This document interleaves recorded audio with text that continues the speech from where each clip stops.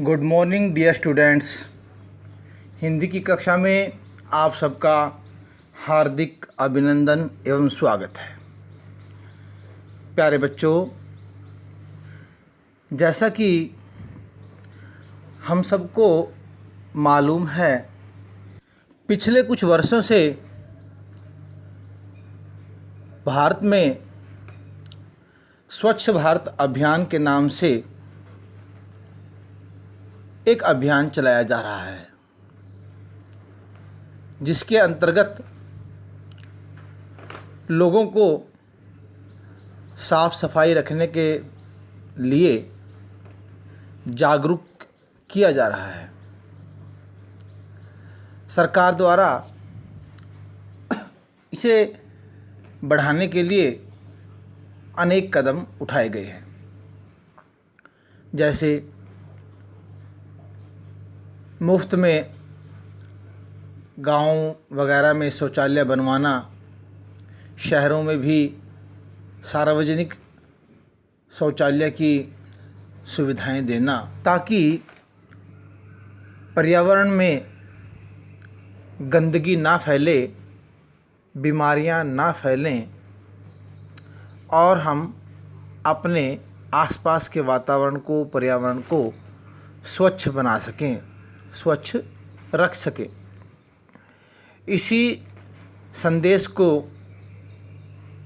देती हुई हमारी ये कविता बाघ आया उस रात महाकवि नागार्जुन द्वारा लिखी गई है। तो आप सभी अपनी नवभारती पुस्तक को खोलेंगे और मेरे साथ साथ इस कविता को पढ़ेंगे। आइए कविता में आए कुछ कठिन शब्दों को कविता पढ़ने से पहले हम जान लेते हैं। आप इन शब्दों का उच्चारण भी करना और अपनी नोटबुक में देखकर इनकी प्रैक्टिस करना। पहला शब्द है बाघ, उसके बाद है बाघिन। बाघिन शब्द जो है वो बाघ शब्द का स्त्रीलिंग है। आगे है झरना, आगे पहरा, दफ्तर, कॉलेज, आगाह, बाथरूम। तो बाघ जो है वो शेर की प्रजाति में आता है। बाघिन बाघ का स्त्रीलिंग शब्द है। झरना वो होता है जहाँ पहाड़ों से पानी गिरता है। पहरा होता है देख रेख करना। दफ्तर ऑफिस जहाँ पर काम करने के लिए जाते हैं। कॉलेज जहाँ बड़े बच्चे पढ़ने के लिए जाते हैं। आगाह किसी को सचेत करना, वार्निंग देना। बाथरूम नहाने की जगह। अब देखिए शब्दार्थ। पहला शब्द है वक्त। वक्त का अर्थ है समय। दूसरा शब्द है आगाह। आगाह का अर्थ है सचेत करना। दफ्तर। दफ्तर का अर्थ है कार्यालय या ऑफिस। स्कूल। स्कूल का अर्थ है विद्यालय। इन सारे शब्दों को आप अपनी नोटबुक में लिखेंगे। तो आइए बच्चों पढ़ते हैं कविता बाघ आया उस रात। मेरे साथ साथ आप सभी बच्चे अपनी पुस्तक का पेज नंबर 41 निकाल लीजिए। नवभारती पुस्तक का पेज नंबर 41, पाठ नंबर 7। कविता है बाघ आया उस रात। वो इधर से निकला उधर चला गया। वो इधर से निकला उधर चला गया। वो आंखें फैलाकर बतला रहा था। वो इधर से निकला उधर चला गया। वो आंखें फैलाकर बतला रहा था।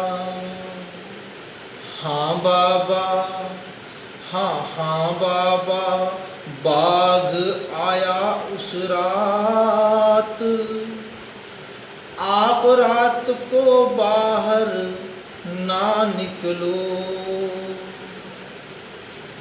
हाँ बाबा, बाघ आया उस रात, आप रात को बाहर ना निकलो। जाने कब बाघ फिर से आ जाए, जाने कब बाघ फिर से आ जाए।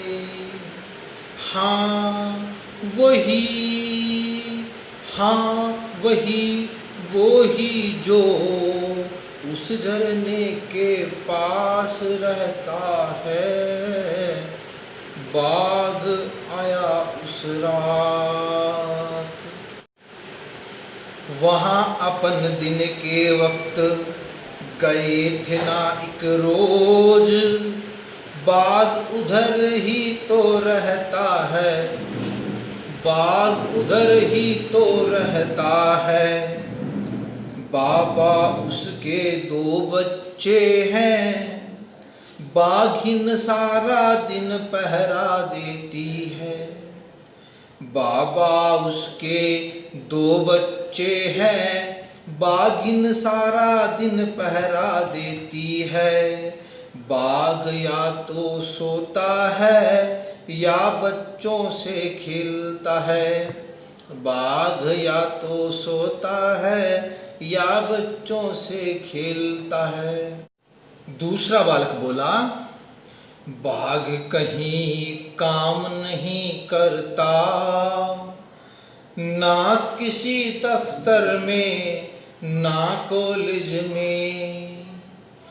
बाघ कहीं काम नहीं करता, ना किसी दफ्तर में ना कॉलेज में।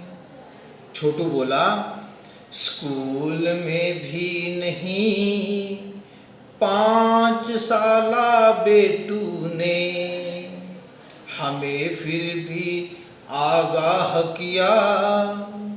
अब रात को बाहर होकर बाथरूम न जाना, अब रात को बाहर होकर बाथरूम न जाना। तो प्यारे बच्चों, इस कविता को कविवर नागार्जुन ने लिखा है और इस कविता से हमें संदेश मिलता है कि घटना वर्णन करना भी एक कला है।